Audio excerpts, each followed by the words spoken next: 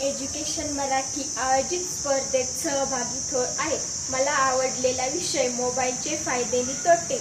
शूर आम्ही सरदार, आम्हाला काय कुणाची भीती, देव देश धर्म पायी प्राण घेतले हाती, असं कधी काही म्हणणारी या देशाची वारपिटी। मैदानातील खेळापेक्षा, ग्रंथालयातील पुस्तकापेक्षा, कुटुंबातील संस्कारापेक्षा, नीतिमत्त्वाच्या जडणघडणीपेक्षा, सकाळी उठल्यापासून message, chatting, video calling, selfie catching अशा सोशल मीडियाच्या मोहजाळ्यात विहार पेटीचा वेळ संपून जातो।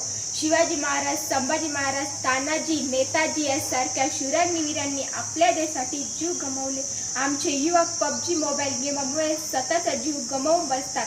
डोळे असून आंधळ्यासारखा वागणारा आणि तोंड असून मुक्या जनावरांसारखा आजच्या पिढीला मोबाईल अतिरेक वापरामुळे घरात कधी थिएटर झालं आणि आयुष्याचं कधी सिनेमा झालं याचं काही भानच राहिलं नाही। अतिउत्सव डोंगराच्या माथ्यावर दरीखोऱ्या टोकाला आणि धबधबत्या तोंडाला सेल्फी फोटो काढायला जाऊन कायमच आपला जीव गमावून बसतात।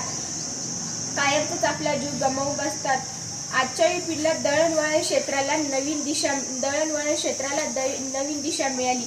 आजच्या पिढीला स्पर्धा परीक्षेची तयारी घरबसल्या करता येते आणि त्याचा आर्थिक खर्च कमी होण्यास मदत होते। मोबाईल मधील यूट्यूब व गुगल आविष्कारामुळे तर कोणत्याही विषयाची माहिती क्षणभरात आपल्या समोर येते। मोबाईल सर्व बातम्या, वर्तमानपत्रे यांची क्लिप आपण केव्हाही कोठेही पाहता येते। मोबाईल सर्व कपडे, घरातील वस्तू आणि पुस्तके आपण घरबसल्या मागवू शकतो। म्हणून मला असे वाटते, कधीतरी त्या मोबाईल शिवाय आजूबाजूला बघा, दिसेल तेव्हा तुम्हाला मी तुमच्याकडे बघताना। मी जर मोबाईल फोन असते तर असा विचार करताना, मी जर मोबाईल फोन असते तर काय झालं असतं।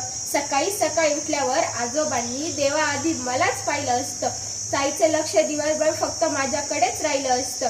बाबा मला सगळीकडे गेले असते घेऊन, खिशात बसून मी त्यांच्या जग आले असते पाहून। आई माझ्याकडे बघून खुदू हसली असती, सतत माझ्या गाला लावून गप्पा मारत बसली असती। नको मला मोठा केक, नको मला नवे खेळ, गिफ्ट म्हणून द्याल का तुमचा थोडासा वेळ। मोबाईलमुळे जग जवळ आहे पण माणसे दूर चालली। मोबाईल साईडला ठेवून एखादा शेजारी बसलेल्या माणसाशी बोलणं तर पा। मित्रांनो, मोबाईल हे हत्यार आहे, ते चांगले की वाईट हे आपल्या वापरावर अवलंबून आहे। जसे चाकूने फळे कापता येते, कोणाचा जीवही घेता येतो। मोबाईल आपण जर चांगल्या कामासाठी आणि अभ्यासासाठी वापरला तर ते वरदान आहे। आपण ते अतिवापर करून स्वतःचे आयुष्य वाया घालवले निश्चितच एक शाप आहे। कामापुरता असावा मोबाईलचा छंद, तरच राहील मनाचा तोल आणि आनंद।